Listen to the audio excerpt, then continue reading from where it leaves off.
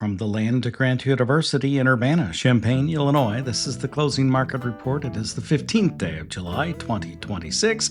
I'm Illinois Extension's Todd Gleason. Coming up, we'll talk about the commodity markets with Greg Johnson at TGM. That's TotalGrainMarketing.com. Wheat futures blasted higher today. That not on a production issue, but some problems that are taking place again in the Black Sea area. We'll take that up with him, and then we'll turn our attention to the weather forecast.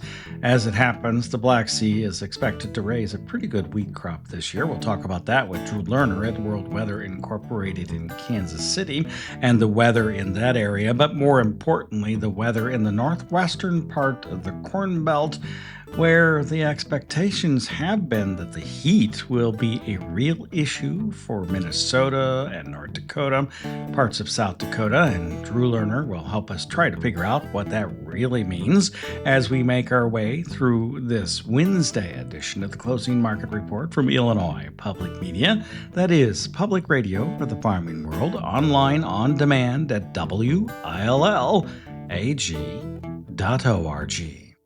Todd Gleason services are made available to WILL by University of Illinois Extension. Greg Johnson now joins us from TGM. He's at Total Grain Marketing. That's part of the elevator system, located in Champaign County. Hi, Greg. Thanks much for being with us. It's a little up day in the marketplace, at least as you and I are talking. I'm on my way to Kansas City, so just as a reminder, that's why we don't have an update of the numbers for the afternoon and the actual settlement prices. But have farmers changed their tune about whether this price is worthwhile or not yet?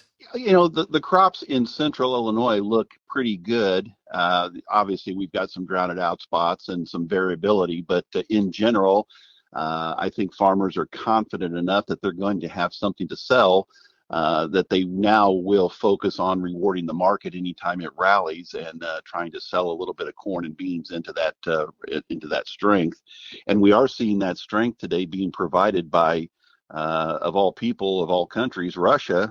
They are responding to some of the attacks that the Ukraine has been inflicting on them. Russia is bombing the ports of Odesa, and that is disrupting grain flows and fertilizer flows out of the port of Odesa. And so wheat prices, as a result, have been up 35, 40 cents today. And that strength in wheat has spilled over into corn. Corn's been up anywhere from 5 to 9 cents. Beans have been up 5 to 10 cents. So, the corn and the beans really don't have a story on their own. The weather looks fairly non-threatening, as it is every summer. You've got some areas that are dry and could use some rain, and then you've got other areas that have plenty of rain, and some areas have too much rain. But this is not a weather-driven rally today. This is more of a supply-driven concern with Russia attacking the ports in Odesa. So farmers feel a little bit more comfortable that they're going to have something to sell, and now it's just a question of what price do they decide to let loose of some of the old crop and new crop corn and beans. Beans are only a dime off of contract highs. Corn, we're getting back finally into the upper half of the range, but we're not near the old highs yet. But at least we've gained some of it back. And like I say, with farmers feeling pretty good about their crop prospects here, a few more rains in July and a few more rains in August, and farmers feel pretty comfortable that they're going to have something to sell. So farmer selling has picked up a tick this morning as a result of the Russian bombing of Odesa. Yeah, this comes on top of a sustained campaign that Ukraine has had in the Sea of Azov, which is shutting off wheat exports from Russia through the Black Sea and the Sea of Azov, both combined together. And that could cause a real issue. It feels like that might be the one for the summertime to really watch. I'm not sure that's the case yet, because I suppose weather can always step in at any point. But the last time around, when this war between Ukraine and Russia first started, wheat was the harbinger, really, of the issues. I doubt that this time around that's going to be that big a problem, because the it appears we have a pretty good way to move crop in different channels across the planet, but maybe you have some better idea, more concerns about what issues could take place. Well, I think what we'll have to keep track of and keep an eye on is basis levels for actual cash wheat in the Middle East. If the futures market is one thing, but if somebody really needs a boatload of wheat, if we see cash basis levels, $10 to $15 a ton more than what the Board of Trade price is, that's indicative that wheat's having trouble getting through. We're already seeing that in the crude oil market. Spot oil is probably trading $10 to $11 a barrel higher than what it's trading on the futures exchange. So that's another indication that things are a little tight in places. Usually that works itself out, but in the short run, we could see some increased demand as people want to just get a hold of the actual physical commodity, whether that's fertilizer, wheat, oil, you name it. Sometimes cash, something a bird in hand is worth two in the bush. So you'll have to help me out. If I recall, Black Sea wheat is traded at the CME Group in Chicago, and you should be able to look at some of that, I suppose. Again, yeah, the futures price, but the cash price, that's more, person to person. It's more of an individual thing.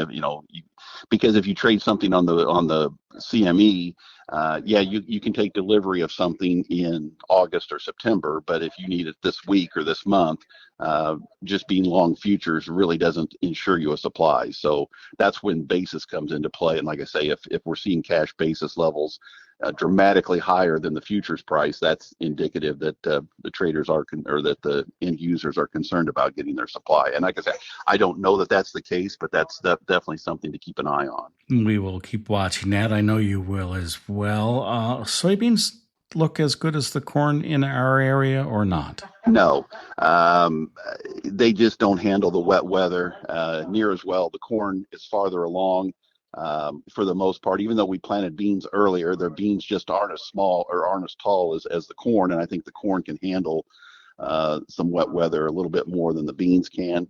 We saw the weekly crop ratings drop another 2 points for soybeans here in the state of Illinois, whereas corn stayed steady. Granted, at 58%, it's relatively low, but at least it didn't decline, whereas the bean number declined another 2 points. So it certainly feels like bean crop isn't as good as what we'd like it to be. But again, if we get some rain in August, I think we'll be fine. What else are you watching at this time in the marketplace? The funds have been extremely short corn. Just last week, they bought back their short position, and they have a slight long position in corn going into the most critical, I would say, 4 to 6 weeks of the growing season. It's unusual for the funds to be short going into the pollination and grain filling stage of the production cycle. So will the funds add to their longs, or will they just be content to be even on corn? They've got a very long soybean position, but corn is the question mark. Will they get long corn, or will they just stay basically neutral? Do you have any answers for that yet? You never. I don't know. I've been doing this for 35 years, and I can't outguess the funds. They have their algorithmic trades formulas, and I don't know what trips their trigger, and I don't know that anybody does, but we'll certainly keep an eye on that and see. But it would be nice if the funds would decide to get a little bit longer corn, because I think that would be an opportunity for farmers to make some catch-up sales, especially on this new crop. Now, finally, last week, I think it was you when we were talking, we talked maybe 20 days out at that point, or at least at the end of the July. If the fundamentals really didn't change, that would be where elevators began to look at forward, thinking about space, and basis might begin to break. Still in that thought process for you? We haven't figured out for sure what size crop we have yet. It's looking good. The offset to that, though, is that there is demand. I don't know. China has been buying a few boatloads of beans here and there. Corn exports have been relatively good. It looks like there's going to be a fall export program. So Um, the demand is there. Now, obviously, we won't have enough demand to offset a big crop, but if we just have a average crop or slightly below average crop, then we might have enough storage space and basis levels may not need to weaken a whole lot. So the jury's still out on that, but at least there's some positive things that could influence the basis to not get any weaker. Okay, thank you much. I appreciate it. We'll talk with you again next week. All right. Thank you, Todd. You're welcome. That's Greg Johnson. He's with TGM. That's Total Grain Marketing at the Elevator here in Champaign County. Now, a couple of things to keep in mind. Tomorrow, there are two events. One of them online is a webinar. I'll tell you about that in a moment. The other is the Illinois Soybean Association's Farm Field Day that's being held outside of Hayworth at 3 o'clock tomorrow afternoon through 6:15. You can still sign up for that one, or at least show up. Check it out on our website in the calendar of events. There'll be a couple of people there from the University of Illinois, including Ileana Monteverde, who you heard last week, talking about soybean breeding and the importance of the breeding program here on campus, and some of the traits that you probably can find in your fields today and maybe next spring too. You'll want to hear what she has to say. And Connor Sybil will be there talking about using tissue tests. You want to find out more about that at the Illinois Soybean Association Agronomy Farm Field Day. You can register and find all the details on our website at willag.org in the calendar, or check out the Illinois Soybean Association website at ilsoy.org. Now, the other item tomorrow at 11 a.m. is the Enhancing Farm Efficiency and Sustainability with AI webinar. You can find out more of those details for that hour-long webinar on the FarmDoc website at farmdocdaily.illinois.edu under events. Let's turn our attention now to the weather forecast. Drew Lerner is here from World Weather Incorporated in Kansas City. Hello, Drew. Thank you very much for being with us today. Yeah, well, thanks for the opportunity to share my wares. Well, let's talk about your wares. I want to discuss the northwestern part of the Corn Belt. It has been dry. There is concern, I think, in Nebraska, some, the two Dakotas particularly, maybe parts of Minnesota, though you can tell me about that. I am thinking through what the crop progress report looked like on Monday of this week from USDA. I believe the number for North Dakota was 71% good to excellent for corn. Regardless, the corn crop, I know, was in really good condition there going into some really, really high temperatures. So what I want to know is where these high temperatures took place, how dry it is across the state, and whether the Red River Valley is different than the more western part of North Dakota. Wow, that was a loaded question. All right, well, let's see what we can do with that. Indeed, I agree with the USDA ratings. You know, this heat and dryness really just kind of set in the last week. So I wouldn't expect to see a lot of deterioration, especially not in the eastern parts of the Dakotas or western Minnesota. Most of the excessive heat that occurred here in the past week was really in Montana and central and western parts of South Dakota and southwestern North Dakota. And those areas have seen a steady decline in crop conditions, and the spring wheat rating in Montana was way off. And, you know, there's a lot of crops out there to the west that are really taking it on the chin. It was already dry in Montana. It was dry in parts of South Dakota before we got started with the heat. And so I think what you're going to find is that the impact will start showing up in next week's USDA numbers and probably the following week too, if we do not get some rain to occur between now and then. And it looks pretty doubtful at the moment. The next 10 days are still looking pretty poor for getting some rain across parts of that region we just described here, eastern Montana, a big part of North Dakota, but and also central and western South Dakota. But you mentioned isolating the Red River Basin area, and I think that's really smart because it's a different world there right now. The conditions are much better there. It hasn't been exceptionally hot. I think the warmest temperatures have been in the 90s a couple of times, mostly lower 90s.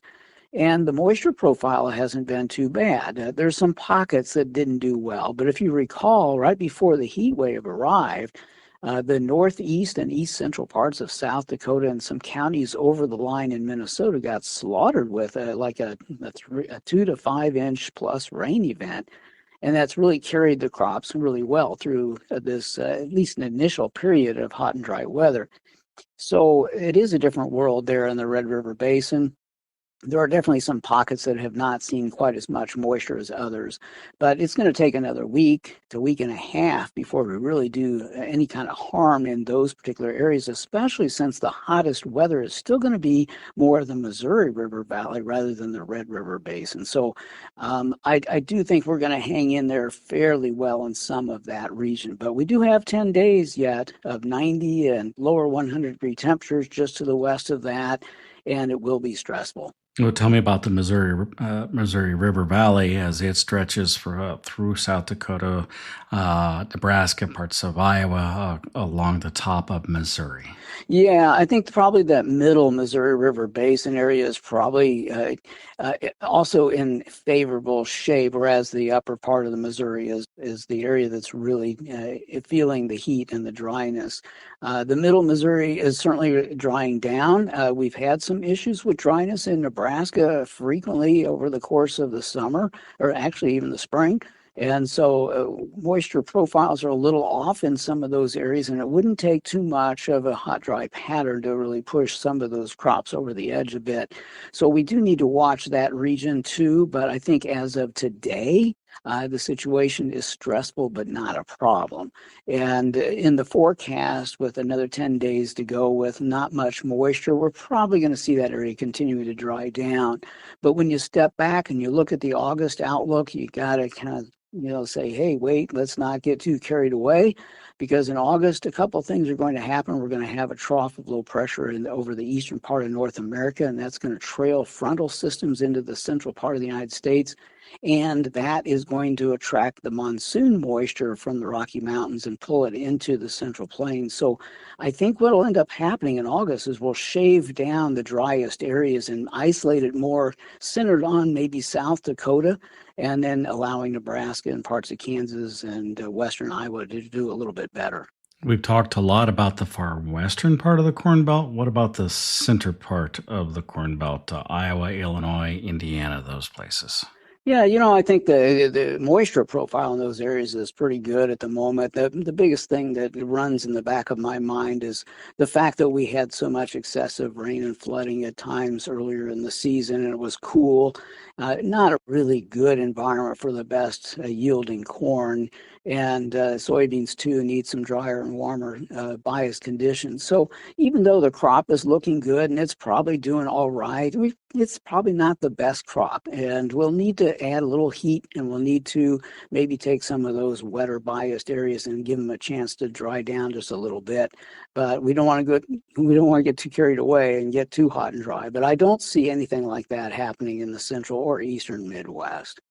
And the crop production or crop progress reports on Monday showed that the eastern part of the Corn Belt actually was not in as good a condition as many of the western states. I think that surprised me to some extent. Particularly Illinois was lagging behind Iowa and Minnesota, of course. Now turn your attention to someplace that has had problems and continues to have problems. Can you update me on crops in France and Western Europe? Absolutely. France and the UK both have had less than half of normal rainfall since the beginning of April. And in the most recent 90-day period, the central 2/3 of France has had 25% of normal rainfall or less. So that's just the precipitation bias, and then you got to throw in the temperatures. And of course, from mid-June to early July, it was crazy hot, as you know, and a very stressful environment.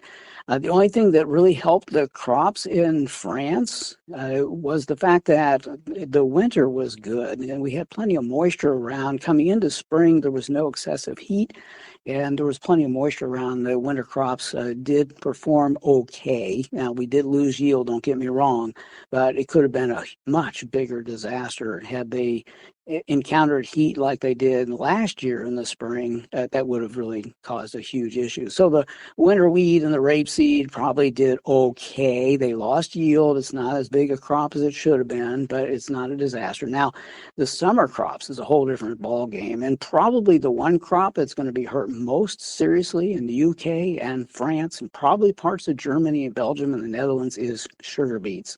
And they will be notably reduced in size this year and definitely a smaller crop. If this pattern continues, and right now it looks like they've got 10 days. In fact, I think the UK is advertised to go 2 weeks without much moisture, no more than a half inch of precipitation. And France is going to get a little bit of rain today into Saturday morning. Central areas of that country will probably pick up an inch or a little bit more. But it then goes dry again for the following week. So a temporary reprieve, but no major fix. And then check in on the Black Sea area. Futures in Chicago really pushing for wheat futures higher today. That on an increase in violence between Ukraine and Russia, particularly as it relates to both ports and seagoing ships, which would potentially have an issue related to getting a good or a bad crop out of those areas. What do you see at this point as it's related to the crops and the weather? Yeah, I was going to say, well, maybe there'll be heavy missile falling or something like that will take place. I don't know. Anyway, but no, from a weather perspective, it's been a great year in much of Ukraine and Russia's southern region.